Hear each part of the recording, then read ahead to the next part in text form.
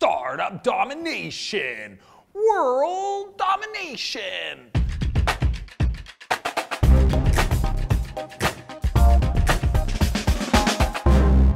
Five keys to startup success. Maybe you're frustrated with the progress you're making, or you feel like you should be 2 or 3 years ahead because you have a friend that started at the same time as you, and you're like, why am I not making more progress in your business? Here's the thing, is there's literally 5 keys to a great product, a great startup, a great technology platform that's required so that you even have the right foundation to grow and scale your business. Now, I've been watching and studying some of the smartest people in the world. Even though I feel blessed and lucky to have, started and scaled and exited. My last 2 companies were venture-backed. My third one was a consulting company, and literally invested, had the privilege to invest in 30 plus other companies like Intercom and Udemy and GetAround and Unbounce, and watch them grow their businesses. There's really, studying the Elon Musk and the Reid Hoffmans from LinkedIn and the Peter Thiels, of PayPal and Facebook fame. I just feel like there's literally a pattern. And if you understand these 5 keys, then it'll at least allow you to make better decisions in your business. So the first one is product founder fit. Okay, a lot of people talk about product market fit. I actually think you got to go to the next level. When I was starting my company, Clarity.fm, it was an expert network for entrepreneurs to get advice over the phone. Everybody kept saying to me, Dan, I've never seen an idea and a product that had better product founder fit, because I was so passionate. Like literally, it's the reason why I do these videos. I just love teaching. I love connecting people. I organize founder dinners. I host events. This is just part of my DNA. And to create a platform to allow people to do that, I think it's a big part. And that's where I see a lot of people get into businesses because of opportunities, financial opportunities. And I just don't think that's the way to do it. The biggest key, number 1, is product founder fit. Number 2 is the market need. There's a pain, okay? If you feel like you're trying to peddle something that people kind of want but they don't really want, like there's no immediate pull from the market, it's probably because you built a nice to have, not a must have.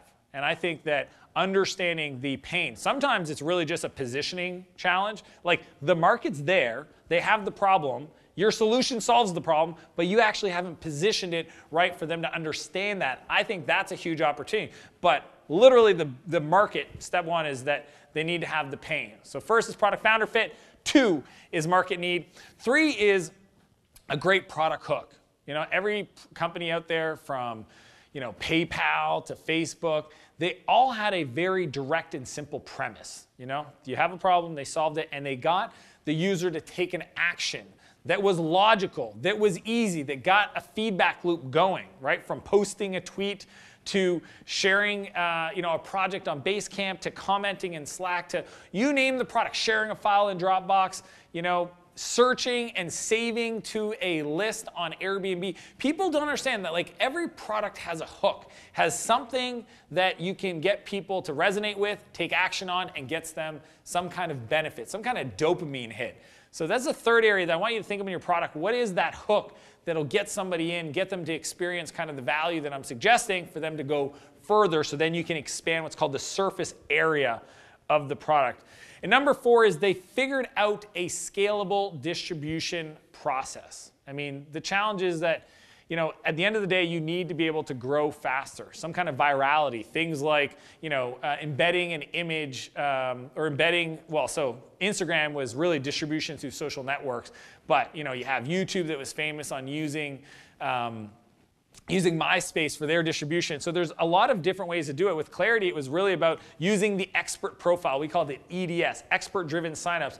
Engaging the expert to promote their profile to drive more demand, which then introduced them to our platform, which then kind of created this snowball effect. So really understanding what is your scalable distribution model, that is the key. And I want to leave you guys with a really important concept. It was almost number 5, but is more of a thought, an idea.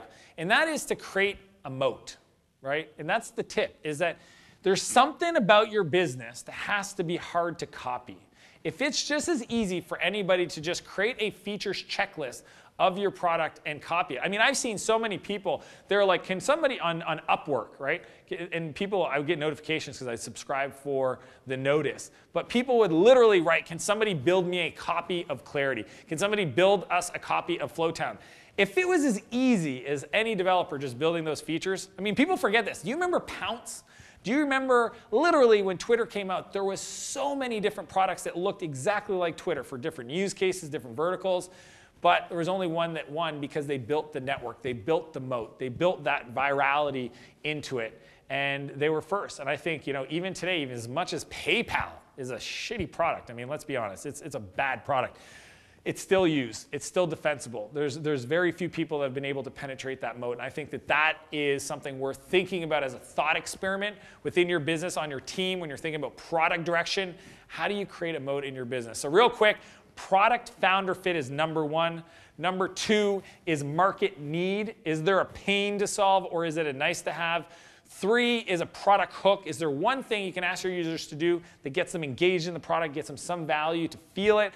Four is a scalable distribution model, understanding how your product gets penetrated into the market and distributed amongst the different users. And then as a thought experiment for you to really take things to the next level is how do you create a moat so that it's hard to copy? As per usual, I want to challenge you to live a bigger life and a bigger business, and I'll see you next Monday.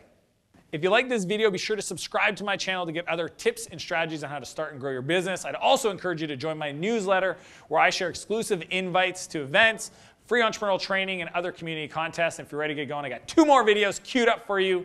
Have a great day.